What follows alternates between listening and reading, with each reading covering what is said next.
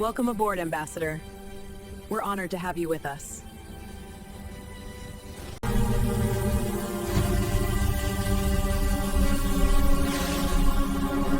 The interrogation room smelled like fear and antiseptic. Just another day for Inquisitor V, the galaxy's most efficient interrogator. But across from him sat something the universe had no protocol for. A human. Calm, unarmed, casually eating a protein bar like this was a lunch break, not a war of minds. When V hissed, "I've broken hundreds like you," the human smiled and replied, "Then you've been practicing for me." That single sentence rewrote the rules of dominance and signaled that humanity's legend was only beginning. If that opening made your pulse jump just a little, stick around.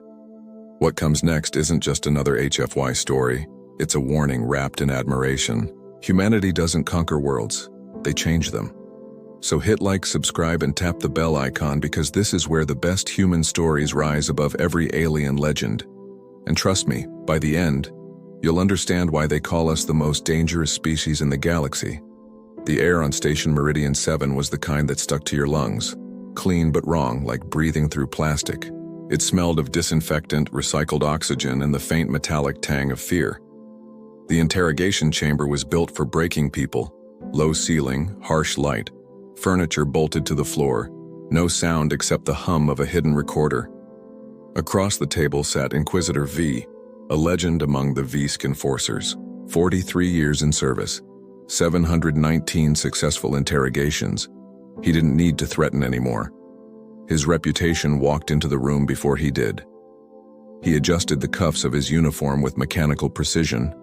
Across from him, the prisoner was doing something unthinkable, eating. The human sat relaxed, unshackled, calmly chewing a protein bar, reading the nutritional info on the wrapper like this was a cafeteria, not an interrogation. When the human finished, they folded the wrapper neatly into a perfect little rectangle, almost politely, and set it aside. V clicked his mandibles, a sharp metallic sound that had made warlords tremble. "You understand the severity of your situation?" he asked. The human looked up. Their eyes were steady, too steady. "Do I?" they said.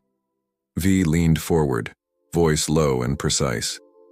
"You attacked the Crimson Lattice Syndicate. You hospitalized 206. Permanently disabled 73. You walked into a fortified criminal flagship and fought through 47 decks." The human shrugged. "I killed 0. I'm very good at my job. That day my job wasn't killing people." That made V pause. Not out of sympathy, he didn't know the word, but because the response didn't fit the pattern. He had seen fear, rage, denial, even laughter. But this, calm, that was new. "I've broken hundreds like you," V said finally. His voice was practiced thunder. "You're nothing special," the human smiled faintly. "Then you've been practicing for me." The silence that followed wasn't the kind V usually orchestrated. It wasn't submission. It was a pause in a conversation, like a joke waiting to land. V's secondary eyes flickered. "You're human," he said. "From Earth. That's what the paperwork says." He studied the human's posture. Loose, non-threatening, no augmentations, no visible weapons, just a body built for stubbornness. And yet, this was the one who had reduced a crime syndicate to paperwork and panic. V activated the holographic display. Footage flickered to life. Chaos on the Crimson Lattice flagship. Dozens of alien species in panic. Smoke. Sparks. And in the middle of it all, one human, moving with absurd efficiency, using fire suppressant foam to disable combat mechs, sealing doors with cargo straps, redirecting blast shutters as shields. "You fought through 47 decks," V said. "Why?" "My appointment was on deck 48, the human said. Dead serious. V clicked his mandibles again, annoyed. "You fight," he said, "like someone who just wants a fighting to stop." "Exactly," the human replied. "Combat is an interruption. Everyone's just interrupting everyone else until someone decides to stop." V blinked slowly. That wasn't a warrior talking. That was a bureaucrat describing a meeting gone wrong. The human stood up, palms open. Instinctively, V's clawed hand went to his holster. The human smiled a small, knowing smirk. See? Still practicing. They sat back down, as if testing him. And somehow, in that moment, the room's power shifted. V was no longer predator. He was the one being studied. The human leaned forward. Here's what I don't get. You let me leave the flagship. You let me file a shipping complaint. Then you arrested me at a noodle stand. Why? V hesitated. He hadn't expected the question. Because, he said finally, we need to understand you before more of you arrive. That caught the human off guard. More of us. Earth's quarantine period ends in 2 years, V said. The Galactic Assembly has concerns about your species. The human blinked, then started laughing. Not nervous laughter, real, unrestrained amusement. You've been watching us for 300 years, they said between laughs, and your big plan was to grab one random guy at a noodle stand? The laughter stopped as suddenly as it started. Oh, the human said softly, eyes turning cold. This is going to go so badly for you. For the first time in decades, V didn't have a response. He wasn't sure if the human was threatening him or warning him, because there was something in that voice, not arrogance, not defiance, but inevitability. V looked into those calm human eyes and realized something deeply unsettling. He wasn't interrogating a prisoner. He was interviewing a storm. And storms don't negotiate. They arrive, and you either survive them or you don't. The recorder clicked off automatically after the standard hour. But the conversation didn't end there. Tell me, the human said, tone shifting to something almost friendly. Were you really afraid of Inquisitor? V tilted his head. You. The human smiled, soft but dangerous. You should be. We're not the strongest. We're not the smartest. We just hate losing. V stared. There was no malice in the human's tone. No threat. Just truth. That was worse than any weapon. And for the first time in his long, calculated career, Inquisitor V realized he wasn't in control. He was in a story, one that had already started without his permission, a story where humanity wasn't the anomaly. They were the new variable. And variables have a habit of rewriting the equation. The camera feed crackled to life. In the cold blue light of the observation deck, Keith, former second-in-command of the Crimson Lattice Syndicate, sat hunched over the table. His hands shook. His eyes darted toward the mirror that wasn't really a mirror. He licked his lips, voice trembling. You want to know what happened? Fine, but you won't believe it. Commander Thex leaned forward from behind the glass. Start at the beginning. Keith exhaled hard. It started with a message. He looked away, remembering. Our network received a transmission flagged as customer complaint. Yeah, that's how it began. The message said, he swallowed, your organization has delayed shipment. I am coming aboard to discuss compensation. Someone in the control room laughed quietly. Keith didn't. He shook his head, whispering, we thought it was a prank. Our captain, Rhett, sent back the usual threats. Something like, approach and you'll die slow. Keith's voice cracked, and the human replied, acknowledged, my arrival time remains unchanged. He stared at the floor. Nobody responds to a death threat with a calendar confirmation. The room went dead silent. They docked. One human. No armor. No weapons. Looked like some freight supervisor who'd lost their luggage. Walked up to the airlock and knocked. Thex frowned. Knocked? Yeah, Keith said weakly. Politely. Rhett wanted to make an example, so we staged the whole intimidation bit. Red lights, armed guards, the speech about consequences. The human waited patiently, hands behind their back, until Rhett finished his monologue. Then the human just asked, are you the manager?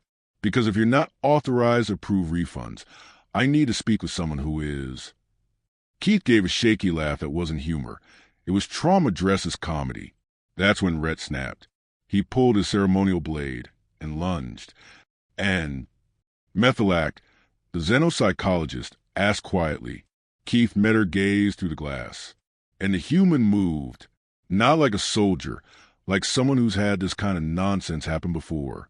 They caught Rhett's wrist mid-swing side and said, "I'm going to need you to remain calm, or I'll have to file a workplace safety complaint."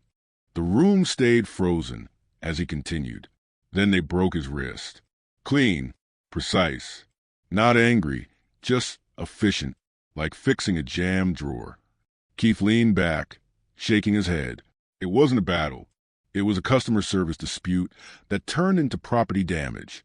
He took a shaky breath. The humans started walking through the ship, calling out safety violations, like they were auditing us. He mimicked the voice, shaky but eerily accurate. "That's a fire hazard. These cables aren't secured. Who approved this ventilation?" The control room erupted in whispers. "They used our maintenance logs against us." Keith said, "Disable combat drones using fire-suppressant foam," muttering something about proper equipment handling. "You don't understand.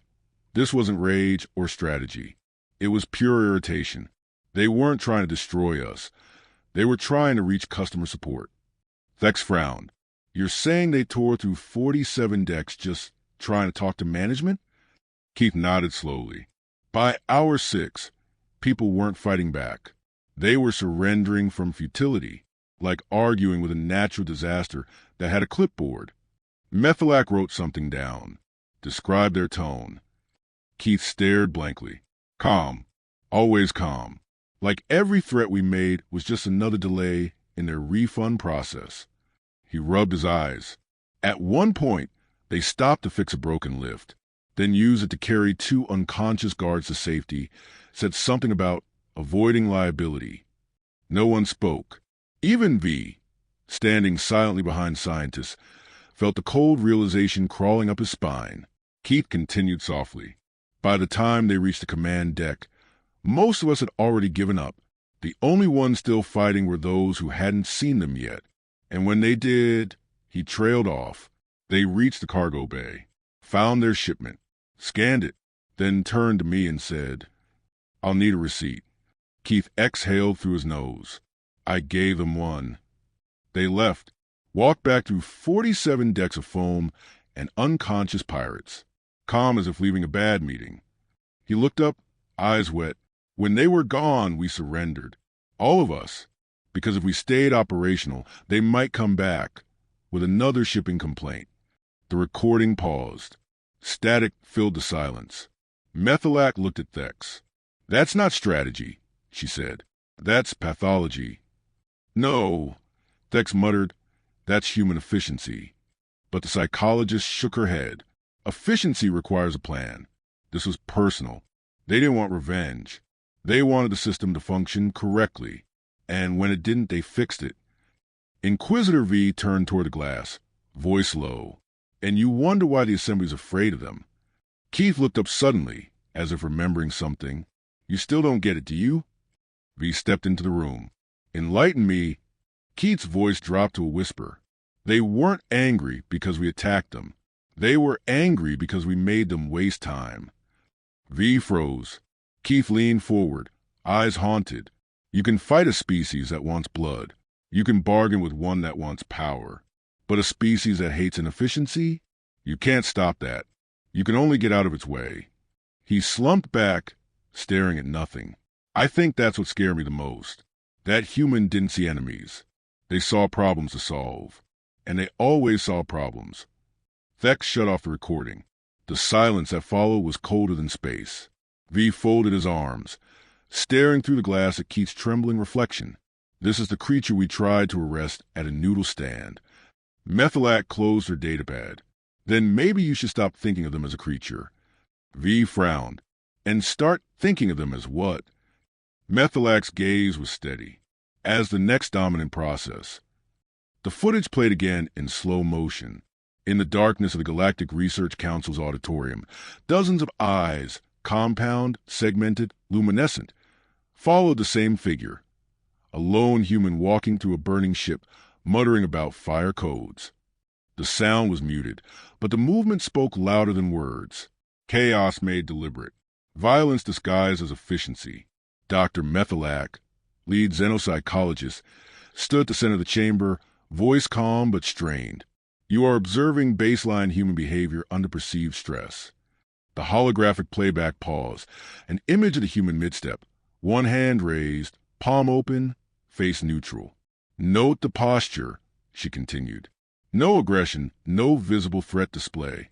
Yet statistically, every organism within 15 meters of the stance experienced an immediate spike in cortisol and a measurable drop in motor coordination. She gestured to the chart behind her, lines spiking and collapsing. This is what fear looks like when the brain can't categorize what it sees. General Thex slammed one heavy hand on the table. That's superstition dressed up as data. We need facts, weapons, strategy. Methillac turned to him slowly. Then tell me, General, what strategy stops someone who doesn't think they're fighting? Thex hesitated. You're saying it's instinct? No, Methillac said. It's culture. It's learned chaos. The hologram flickered again. The human catching a blade mid-swing. The wrist snapping. The calm after. Most species, she said, pacing slowly, codified conflict, set rules, honor systems, predictable escalation. But humans, they never agreed on one method. They tried everything. They weaponized adaptation. They don't perfect a strategy. They abandon the moment it stops working. A murmur spread through the council members, which means, Methillac said, you can't predict them. They are not consistent enough to model, not chaotic enough to ignore. General Thex leaned forward. So they're improvisers. That doesn't make them invincible. No, she agreed, but it makes them infinite. The room went quiet again. At the edge of the chamber, Inquisitor V stood with arms crossed, eyes never leaving the hologram. He had seen the human in person, had felt that strange calm like gravity bending toward them. He finally spoke. You're all missing the point. The murmurs stopped. He gestured toward the frozen hologram. That human isn't special. That's what should scare you. They weren't chosen, trained, or augmented. They're average. And they still dismantled a crime syndicate with office supplies. He turned to Methillac. Your analysis says they act like bureaucrats in a war zone. That's not an insult. It's a warning. Bureaucrats don't improvise for fun. They improvise because the system breaks, and they hate inefficiency. Methillac nodded slowly. Exactly. One of the analysts, an amphibian researcher named Core, raised a trembling hand. So what you're suggesting, Inquisitor, is that humanity's aggression isn't aggression at all. It's frustration? V's mandibles clicked softly. Yes, and frustration is the most dangerous form of motivation. Thex frowned. You're saying their wars, their exploration, their expansion, it's all irritation? History supports it, Methillac said. Every leap forward in human history began with annoyance. Fire because cold was inconvenient. Agriculture because hunting was unreliable. Spaceflight because gravity was boring. A nervous laugh rippled through the room, but no one smiled, because deep down they knew it was true. A holographic model of Earth appeared, a small blue sphere surrounded by data streams. 300 years of quarantine, Methillac said softly. Observation only. We thought they were primitive but stable. Turns out we were just lucky. V turned toward the viewing window, the endless stars beyond. Quarantine ends in 2 years. The Assembly thinks humanity's ready. They have no idea what they're releasing. Thex slammed his hand on the table again. You're exaggerating. We've seen violent species before. Yes, Methillac replied, but violence isn't a defining feature. Persistence is. V's voice dropped low. They don't stop when they win. They stop when they're satisfied. There's a difference. The room fell into heavy silence. Finally, one of the counselors, an elder being with glassy, insect-like eyes, spoke. Then what do you suggest? Another quarantine? V turned. No. Quarantine teaches them nothing. It only builds curiosity. And if there's one thing worse than a determined human... Methillac finished the sentence quietly. It's a curious one. A ripple of agreement spread through the chamber. Thex crossed his arms. So what now? We just wait for them to arrive? V didn't answer immediately. He was watching the hologram again. The human walking calmly through fire. No, he said at last. We adapt before they do. Or at least we try. Methalac looked at him. You've already made contact. What's your assessment? V's mandibles flexed once before he spoke. My assessment? He let the words hang. We should stop trying to understand them. Vex frowned. Then what should we do? Keep up. The words landed like a shockwave. The council chamber buzzed with whisper translations. Data pads lighting up, nervous glances exchanged. But V kept staring at the hologram. The human's quiet face frozen mid-motion. There was no malice in it, no cruelty, just focus. He thought back to their conversation. The calm voice, the slight smile, the effortless reversal of control. And he realized something he hadn't dared to admit out loud. It wasn't the human strength that terrified him. It was their normality. Because if one unarmed, untrained, irritated human could bring down a syndicate, what would happen when billions of them arrived, armed not with weapons, but with curiosity, sarcasm, and unshakable belief that the universe could always be improved? The answer was simple. The galaxy wouldn't survive humanity's help. The interrogation room felt different the second time. Same walls, same sterile air. But now it was V who hesitated before stepping inside. The human was already waiting, legs crossed, calm, as if they owned the place. When they looked up, their smile was polite, patient, almost amused. Round two, they asked. V ignored the jab. He set a data tablet on the table, its surface glowing with lines of classified contracts. This isn't another interrogation, he said. It's an opportunity. The human leaned forward, resting their chin on one hand. You're recruiting me? In a manner of speaking. V activated the hologram, a sprawling map of galactic territories, criminal networks, supply lines, shadow governments. The assembly is rotting, he said. We've maintained equilibrium for centuries, but corruption spreads faster than enforcement. Conventional intervention is impossible. Every cure makes the disease stronger. He zoomed in, highlighting one cluster of red nodes. But one human, one persistent anomaly, dismantled a syndicate by accident. The human tilted their head. You want to weaponize my bad mood. V's mandibles clicked. We want to employ your instincts. The way you dismantle chaos without meaning to. You'll operate with autonomy. Target corruption. Reset broken systems. The human studied the tablet, scrolling through mission parameters, risk clauses, pay scales. This is almost clever, they said softly. V waited. But you're making the same mistake everyone makes. He frowned, which is, you think you can point humans at problems and will solve them your way. Their tone shifted, lighter, but with something dangerous underneath. We won't. We'll argue, experiment, and you'll hate our solution long before it works. V felt something twist in his chest cavity. Irritation, maybe fear. You misunderstand the scope. You will be authorized. The human laughed. Authorized? You still think control is the goal. They slid the tablet back across the table. You don't control us. You invite us. V's mandibles flexed. You're refusing? I'm accepting, the human said, and that smile came back, slow and sharp, because you said something was impossible. The word hung in the air like gravity shifting direction. For a long moment, the only sound was a quiet hum of the lights. V leaned back. You'll do it out of spite? Spite, the human said, pressing their thumb onto the authorization pad, is just curiosity with better posture. The tablet beeped, sealing the contract. V exhaled. Then you're officially Agent H-001. Welcome to... Don't, the human interrupted. Don't give me a title. I'm not your weapon. I'm your test. They stood, stretching as if they just finished paperwork. Where's the first assignment? V hesitated. A coalition on the rim.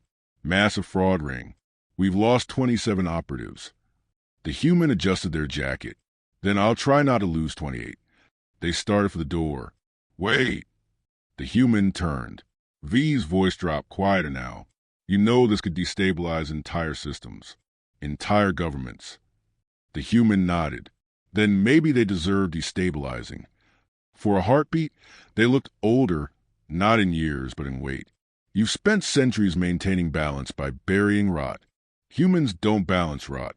We remove it. They started to walk again, but paused with one hand on the door frame. Oh, an inquisitor. They added without looking back. I'll need my original shipping compensation processed. With interest. A faint smile. I have documentation. Then they were gone. V stood alone in the silence. The contract still glowed faint blue on the table, the signature pulsing like a heartbeat. He should have felt victory, control, triumph. Instead, he felt dread because he hadn't recruited an agent. He'd issued a challenge, and humans never ignored challenges. He opened a secure channel to the assembly, recording his report. Subject accepted.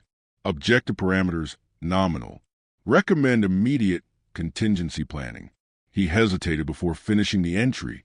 Personal note. Human cooperation may prove more destabilizing than human opposition. They do not obey. They engage. He ended the log.